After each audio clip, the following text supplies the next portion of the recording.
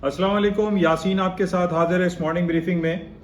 आज 18 फरवरी हो गई है और लास्ट डे है, वीकली क्लोजिंग होती है, जुमे का आज दिन है और बड़ी इंपॉर्टेंट डे होता है। और ख़ास तौर पे जिस तरीके से पिछले 10-15 दिनों से यूक्रेन और रूस के हवाले से जो बातें चल रही हैं वो आपके साथ जिक्र किया जाता है कि ख़ास तौर पे वीकली क्लोजिंग जब होती है फ्राइडे को, तो आपकी पोजीशनें लिक्विड होनी चाहिए, कोई ओपन पोजीशन नहीं होनी चाहिए।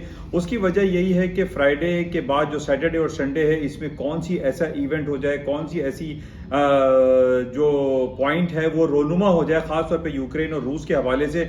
और इन बेसिस पे हमने ये देखा है कि अगर हफ्ता और इतवार कोई नेगेटिव खबर आ जाती है तो उस पर मार्केट जो मंडे को मार्केट ओपनिंग होती है वो बहुत ज़्यादा गैप से मार्केट ओपन हो सकती है, खास तौर पे गोल्ड एंड सिल्वर और आपकी ये क्रूड ऑयल की प्राइसेस एंड स्टॉक्स, इनमें बहुत ज़्यादा गैप क्रिएशन की उम्मीदें रहती हैं अगर कोई नेगेटिव इम्पैक्ट आ जाए सैटरडे और संडे में। इस बेसिस पे हमेशा मैं आप लोगों को यही कहने की मैं यही कोशिश करता हूं कि आप लोगों की फ्राइडे की पोजीशन जो है वो लिक्विड होनी चाहिए।